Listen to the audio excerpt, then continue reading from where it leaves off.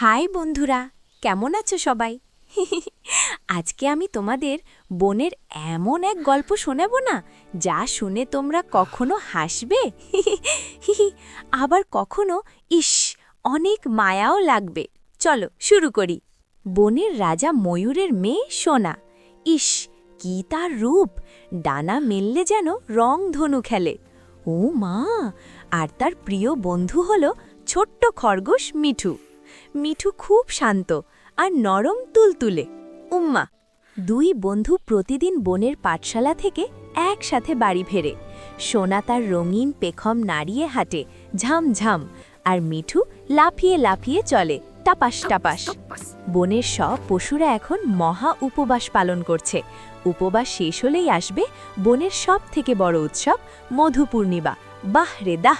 সোনা বলল, জানিস মিঠু, আমার বাবা বলেছে এবার যদি আমি সব উপবাস ঠিক মতো করি তবে আমাকে হীরা বসানো একজোড়া নতুন নূপুর দেবে।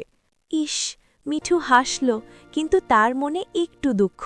সে ভাবছে তার বাবা তো অনেক দিন ধরে কাজ পাচ্ছে না।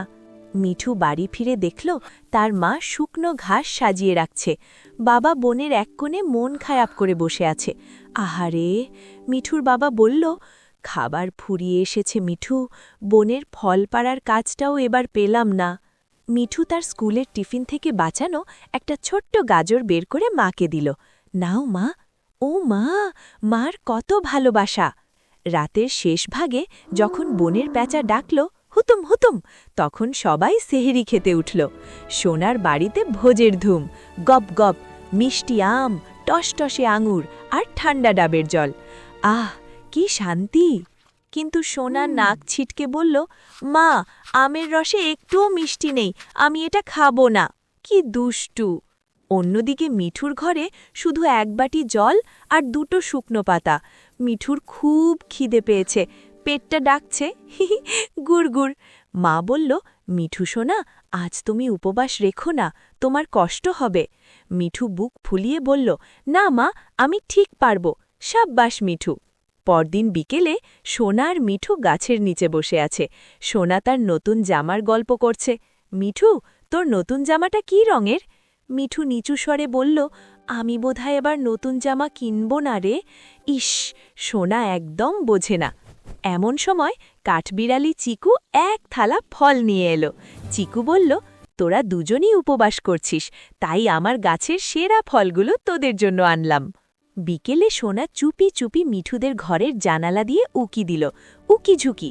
সে দেখল মিঠুর বাবা খুব দুর্বল হয়ে শুয়ে আছে, আর মিঠু এক গ্লাস জল নিয়ে ইফতারের জন্য বসে আছে। ও মা! সোনা ভাবল, আমি আমের রস মিষ্টি না বলে ফেলে দিচ্ছিলাম, আর আমার বন্ধু শুধু জল খেয়ে আছে। সোনার খুব খারাপ লাগল। সোনা দৌড়ে তার বাবার কাছে গেল। রাজা সব শুনল। রাজা বলল, প্রতিবেশীকে কষ্টে রেখে নিজে আনন্দ করা তো ঠিক নয়। রাজা মিঠুর বাবাকে রাজকীয় বাগানের পাহারাদারের কাজ দিয়ে দিলেন। তালি বাজাও সবাই। ইফতারের সময় সোনা আর মিঠু একসাথে বসল। সোনা হেসে বলল, জানিস মিঠু, আজ সব থেকে বেশি আনন্দ হচ্ছে। দেখলে তো বন্ধুরা, নিজে একা খাওয়ার চেয়ে ভাগ করে খাওয়ার আনন্দ অনেক বেশি। তোমরাও কিন্তু সব সময় তোমাদের বন্ধুদের পাশে থেকো, ঠিক আছে? আজকের মতো বিদায়, টাটা।